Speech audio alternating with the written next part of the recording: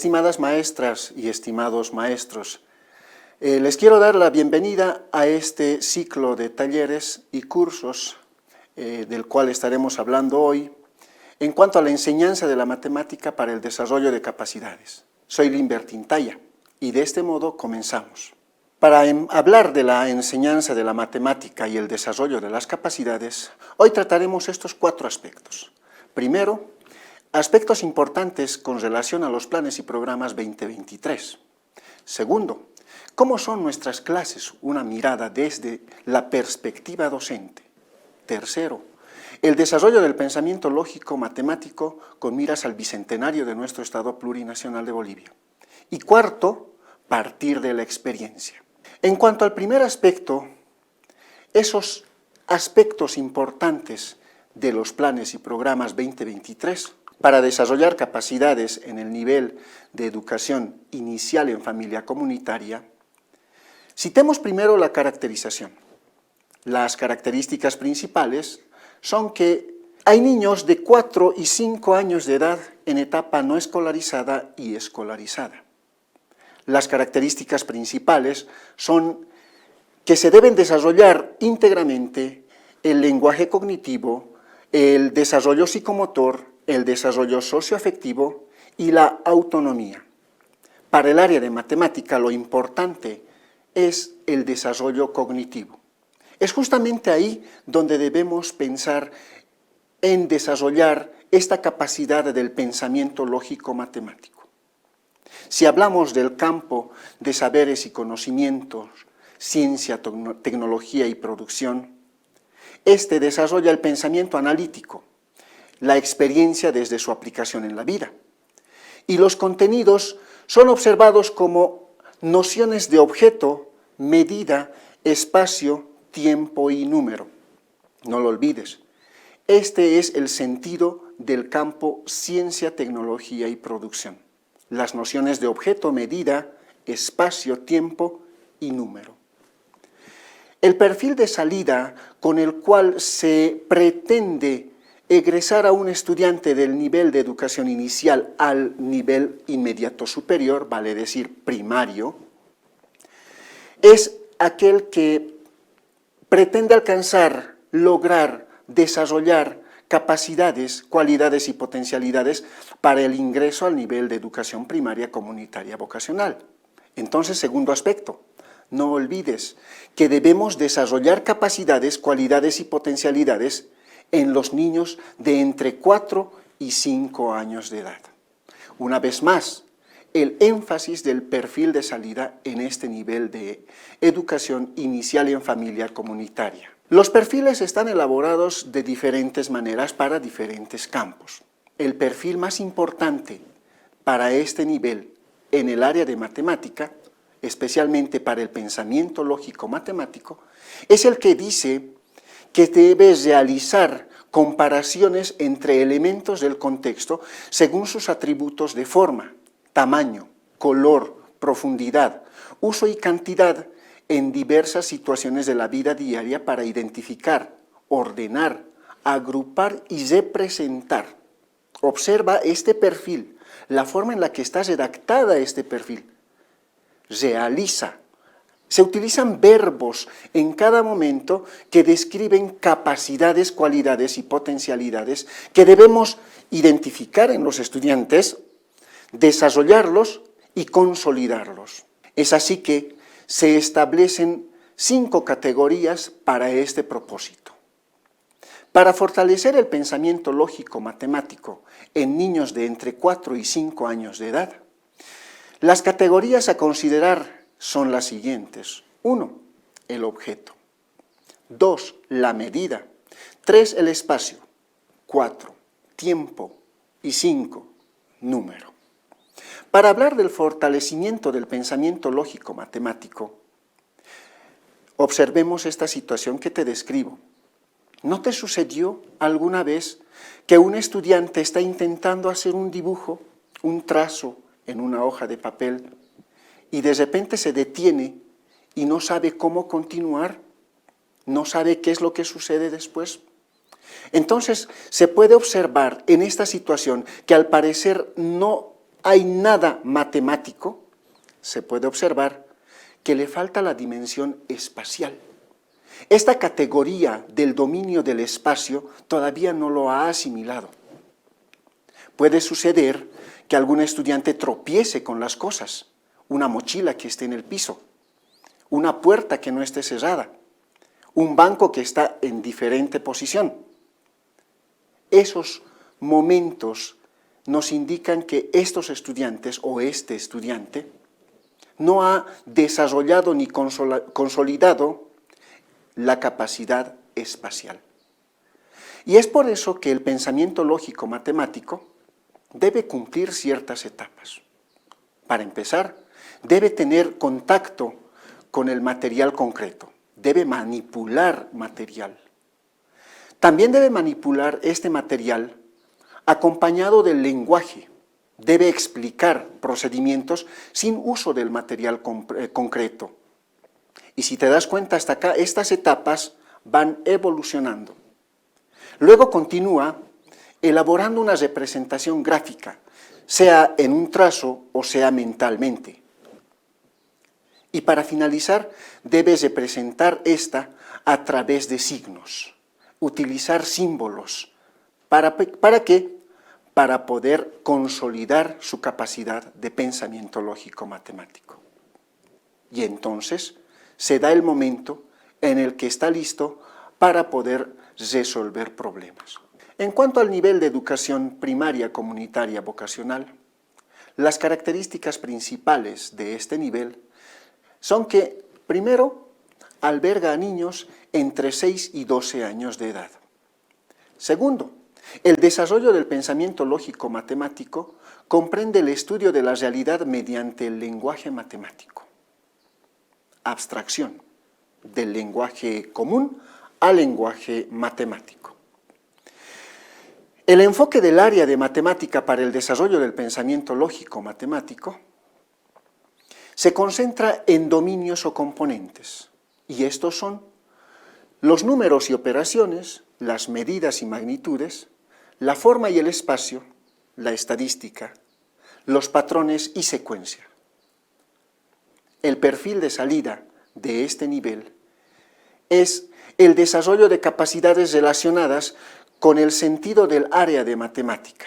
Y entonces podemos desarrollar el perfil de salida de educación primaria comunitaria vocacional. Son dos los perfiles que se buscan para poder hacer que éste ingrese al nivel siguiente. El primero dice, analiza y resuelve con precisión y creatividad problemas de la vida cotidiana con el uso de conceptos, procedimientos y operaciones del sistema de números naturales, enteros, racionales, sistemas de medidas, geometría plana, estadística y variación. El segundo es, recoge, organiza, representa y emite juicios sobre información de fenómenos y situaciones de la vida cotidiana, utilizando técnicas, instrumentos básicos de la investigación, así como conceptos, procedimientos y operaciones matemáticas. Si logramos estos dos perfiles, entonces habremos conseguido estudiantes con la capacidad suficiente de dar solución a problemas.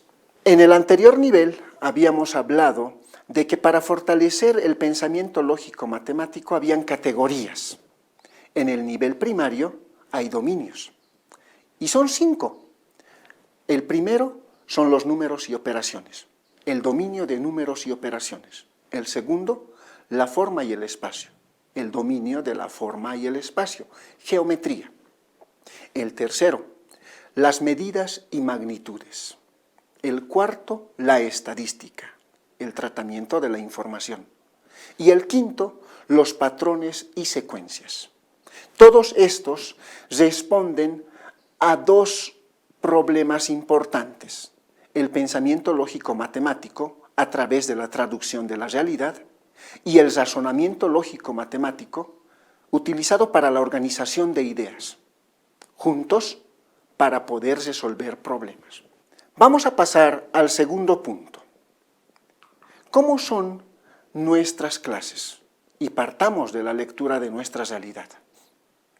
Como maestros, como maestras, hemos tenido la experiencia de encontrarnos con estudiantes de diferentes niveles de conocimientos, diferentes capacidades. Y es entonces que todos debemos reconocer estas capacidades, debemos desarrollarlas y luego consolidarlas. Pero ¿cómo hacemos eso? Debo ser consciente de qué es lo que yo enseño, cómo yo enseño. Primero, la lectura interna de nuestra realidad como maestros. Segundo, la lectura de la realidad del estudiante. Y entonces aparecen ciertas cuestionantes. El estudiante no le da sentido a la matemática, no le encuentra sentido a lo que vamos enseñando. Y es por eso que el pensamiento lógico-matemático no está bien desarrollado en estos estudiantes. Y entonces se presentan como ejemplo estas operaciones, las más conocidas.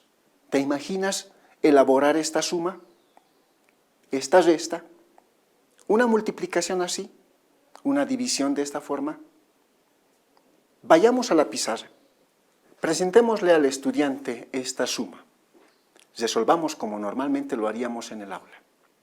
45 más 37. ¿Cómo hacemos la suma? Hacemos clásicamente de esta forma, ¿no? Sumamos 5 más 7. Seguramente nos da 12. Anotamos 2 y llevamos 1. A continuación sumamos la segunda columna. 1 más 4 más 3. Y esto nos da 8. De este modo, el resultado viene a ser 82. Pasemos a una resta. El estudiante, cuando le enseñaste a elaborar una resta de esta forma, ¿qué es lo que hace? Se fija primero, observa. 53 menos 28. Entonces, encuentra que el número 3 es menor que el número 8. Así que lo que hace es justamente lo que le enseñamos. El 5 le presta un 1 al 3.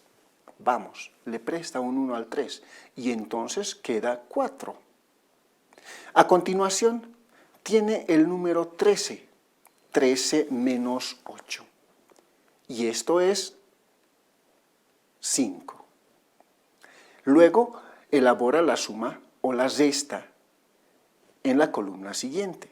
4 menos 2. 2. Y entonces se da cuenta de que el resultado es 25.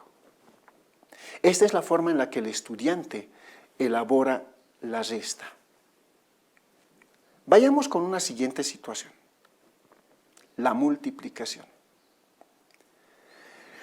Cuando enseñamos matemática, no nos fijamos en el proceso mecánico que estamos transmitiendo al estudiante. Si te fijaste con la suma y la resta, hay varios espacios vacíos, varias lagunas que el estudiante no sabe cómo responder y tiene temor a levantar la mano, porque ya infundimos temor a la matemática. Con solamente esas dos operaciones, veamos cómo sucede con la tercera. ¿Cómo enseñamos a hacer esta multiplicación? De esta manera. 5 por 6, multiplicamos 5 por 6, nos da 30. Anotamos 0 y llevamos 3. ¿Vieron? A continuación, 5 por 7, 35. Sumado 3 nos da 38. Y anotamos 38. Pasamos a la siguiente cantidad, 1. 1 por 6, multiplicamos de esta manera y nos queda 6. Luego pasamos con 7. 1 por 7, pues es 7. Anotamos 7. Nuestro resultado lo anotamos debajo. Luego de indicarles que estos dos números encontrados, estas dos cantidades, deben sumarse. Hagamos la suma. 0 baja, ahí está, 8 más 6, 14, dejamos 4 y llevamos 1. 1 más 3, 4. 4 más 7, 11. Y de este modo habríamos encontrado este resultado. Observemos las situaciones. En el anterior caso, en el caso de la suma, van apareciendo las preguntas que el mismo estudiante problematiza. ¿Qué significa llevar 1 en el caso de la suma?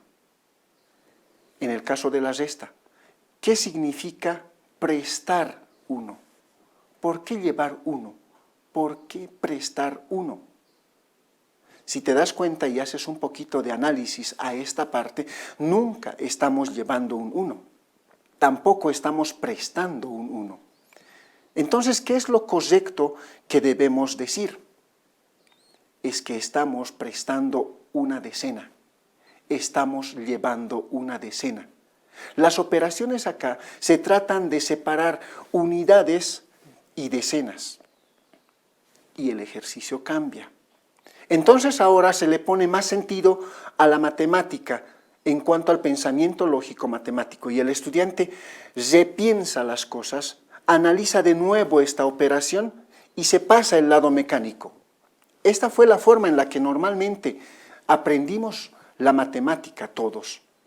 Esta fue la forma mecánica con la que nos educamos y aprendimos a elaborar operaciones, a desarrollar operaciones. Pero no estábamos bien. En el caso de la multiplicación, la pregunta que se hace el estudiante es, ¿qué pasa con este espacio? Voy a marcar este espacio. Voy a colocar un asterisco ahí. ¿Qué está sucediendo en este espacio? Y esta parte es difícil poder enseñar mecánicamente al estudiante. La formación tradicional indica eso, la experiencia indica eso, que es difícil hacer que el estudiante deje este espacio. Y entonces el estudiante automáticamente este número 6 lo coloca justo en el espacio, donde queremos que deje el espacio. ¿Qué significa ese espacio? ¿De dónde viene este espacio? Veamos qué es lo que está sucediendo. Está sucediendo que se multiplicaron 1 por 6 y luego se anota este número 6. Pero en realidad no es 1 por 6. Si te fijas, es que el número 15 es o resulta de 10 más 5. Entonces se está multiplicando la decena por esta unidad 6. 10 por 6. De este modo debemos anotar 60 y no 6. Y no tenemos la necesidad de anotar un espacio, de dejar el espacio. Y la importancia del número 0.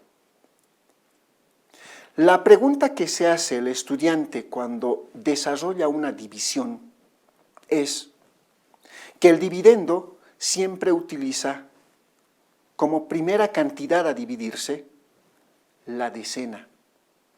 Cuando en la multiplicación primero operaba las unidades. En la suma y en la resta primero operamos las unidades.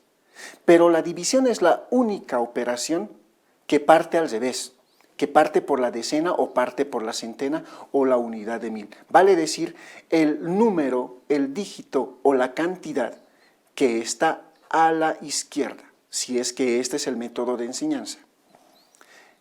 ¿Por qué se debe partir por ese dígito?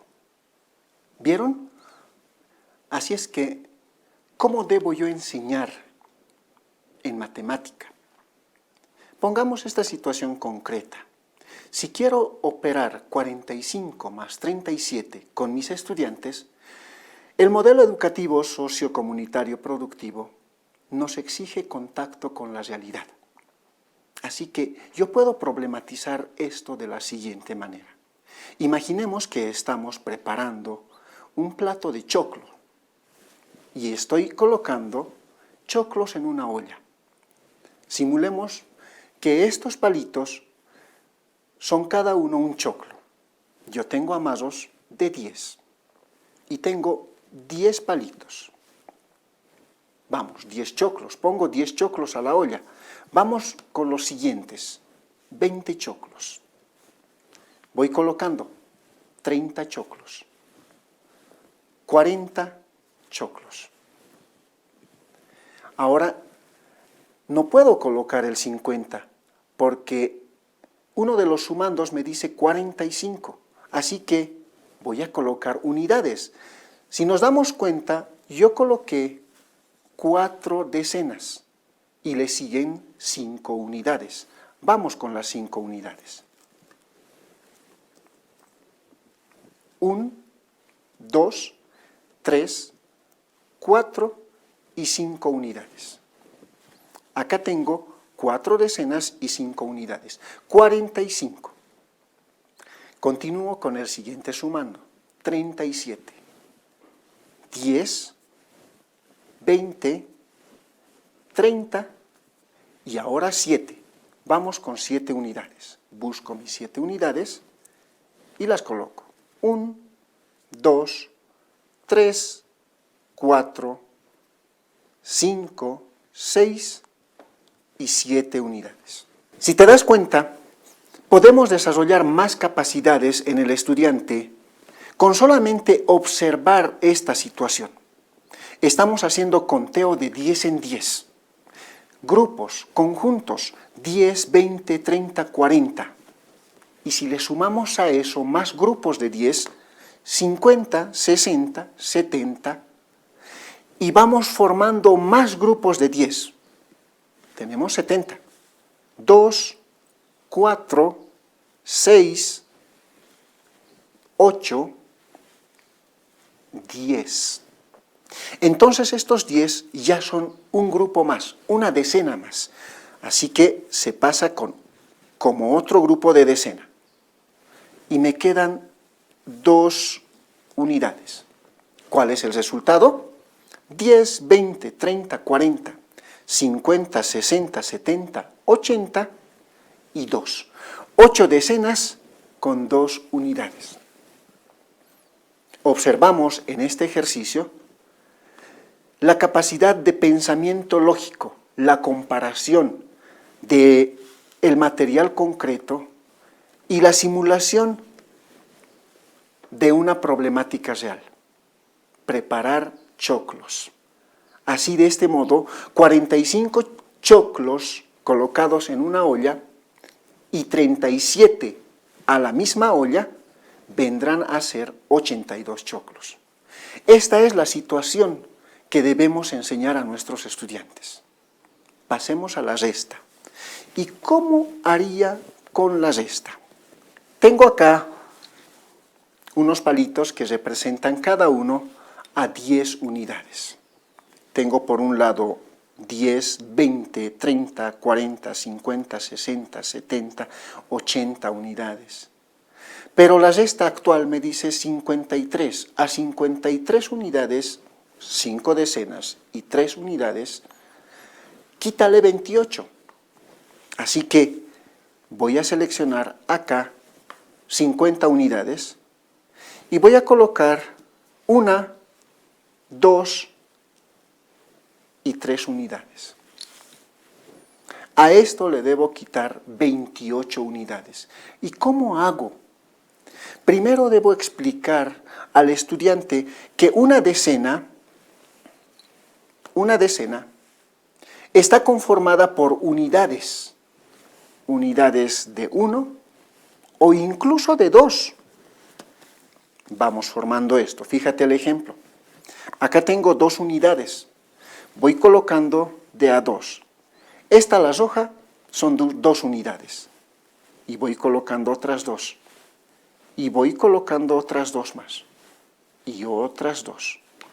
Si te fijas, 1, 2, 3, 4 rojas y 2 blancas son una decena. Entonces, lo que voy a hacer es cambiar esta decena por esta otra decena. Es el concepto de discriminación. Si yo tengo 10, 20, 30, 40, 50 y 3 unidades, a una decena la puedo cambiar por este conjunto. Y otra vez tengo 53, el número 53. Ahora de esto tengo que quitar 28. Vamos a quitar 28.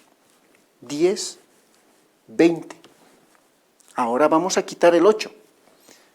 Van 2, van 4, van 6 y acabamos de quitar 8. Quitemos estos 8. ¿Cuánto nos queda? 2 decenas. ¿Y cuántas unidades? Contemos. 1, 2, 3, 4 y 5 unidades. De este modo, el resultado será 25. Si observamos bien, dejamos vacíos en las niñas y niños. En el caso de la suma, ellos se cuestionan por qué se debe poner ese 1. En el caso de la resta, prestar 1, ¿qué significa prestar 1? En la multiplicación, ¿por qué dejar un espacio debajo de la última unidad? Y en el caso de la división, ¿por qué es la única operación que no parte de la unidad? Es así que nos damos cuenta de que no hay sentido de reparto.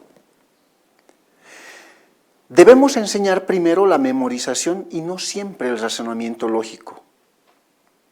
En eso no hay sentido, no se encuentra el sentido. Es por eso que debemos generar contacto con la realidad a través de material concreto. Es así como desarrollaremos capacidades, cualidades y potencialidades en nuestros estudiantes. ¿Cómo debemos actuar nosotros, los maestros? ¿Qué encontramos en nuestra práctica docente? Encontramos errores de escritura, por ejemplo. Una fracción con la línea de fracción mal ubicada. Nombres que no son los correctos. Los procesos son bastante mecánicos. No le damos sentido a todas las operaciones. No motivamos al estudiante a aprender más. No problematizamos y nos salimos de la realidad. Nos desenmarcamos del modelo educativo sociocomunitario productivo. Y todo lo convertimos en tedioso y repetitivo, bastante mecánico. No digo que la ejercitación sea mala, más al contrario, es muy buena, pero lo convertimos en tedioso. Es entonces que nos damos cuenta de que el maestro tiene que ser reflexivo, analítico, creativo y humilde. Tiene que observar su realidad, tiene que conocer sus capacidades, sus limitaciones. Hay que crear gimnasia mental, involucrar la práctica. Se debe cuestionar el currículo actual y proponer un currículo alternativo y no seguir la línea de contenidos y no decir, esto es lo que dice la malla curricular y esto es lo que debo enseñar. No, debemos partir de la problemática de la realidad. Pasemos al tercer aspecto, el desarrollo del pensamiento lógico-matemático. Cuando a nuestros estudiantes les mostramos lo siguiente, ¿qué es lo que ves? Ah, 2 cuadrados. Son 2 cuadrados. Ok. Ahora, ¿qué es lo que ves? Son 3 cuadrados más. Si los junto, ¿cuántos cuadrados ves? El estudiante observa e indica, veo 5 cuadrados. Incluso los maestros cometemos este error. No tenemos la capacidad de discriminación. Lo correcto sería, yo veo 2 cuadrados rojos y 3 cuadrados azules. No son lo mismo. Serán semejantes, pero no son lo mismo. el impulso hacia la simbología matemática, el impulso hacia la simbología algebraica, la representación de cantidades, es justamente esta situación. 2a más 3b. Aunque sean semejantes, se parezcan, pero no son iguales. Es ahí donde enseñamos el concepto de discriminación. De ese modo, los lineamientos curriculares nos indican qué estrategias se deben fomentar para desarrollar el pensamiento lógico-matemático. Las estrategias que se recomiendan en los lineamientos curriculares están basados en el aprendizaje comunitario, la resolución de problemas, la lúdica, la práctica del juego, los programas y juegos interactivos, la aplicación en el contexto y la creación de espacios, talleres o laboratorios matemáticos. ¿Todo esto para qué? Y no lo olvides, para el desarrollo de capacidades, cualidades y potencialidades en nuestros estudiantes. Las capacidades, cualidades y potencialidades se diferencian de la siguiente manera. En el nivel de educación inicial en familia comunitaria, hablamos de categorías, desarrollar capacidades a través de categorías. El objeto, la medida, el espacio, el tiempo y el número. En cambio, en educación primaria comunitaria vocacional, hablamos de dominios, los números y operaciones, la forma y el espacio, las medidas y magnitudes, la estadística y los patrones y secuencias. ¿Cuáles son las capacidades en estos dos niveles que debemos desarrollar? Las capacidades le vamos a llamar macro. Las capacidades son la resolución de problemas, el argumentar y comunicar, la modelación de actividades concretas, la interpretación de planteamientos, la interpretación y la comunicación, el dibujo, el trazado, y la aplicación y transferencia. Para partir de nuestra realidad, debemos observar y responder al cómo desarrollamos capacidades. Y entonces, los lineamientos y los planes y programas te dan algunas sugerencias. Estas sugerencias son para generar contacto con la realidad. Hay una observación que hay que hacer acá. La problemática en nuestro Estado plurinacional es variada. No es lo mismo proponer una estrategia metodológica en La Paz que una estrategia metodológica en Santa Cruz. Podría funcionar, pero también no podría funcionar.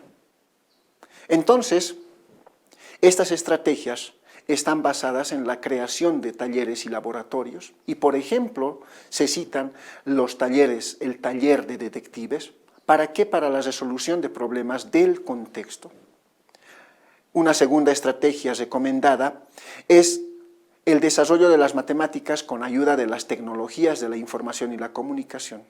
El uso de esos celulares, el uso de esas aplicaciones que ven los estudiantes. Y entonces, ¿para qué le voy a enseñar la suma? Cuando puedo enseñarle a cómo suma una calculadora, el proceso de razonamiento que tiene la calculadora. Una siguiente estrategia es fomentar los juegos dentro y fuera del aula. Otra es la de crear espacios de reflexión fuera del aula. Una siguiente podría ser el involucrar el arte y otras áreas de conocimiento.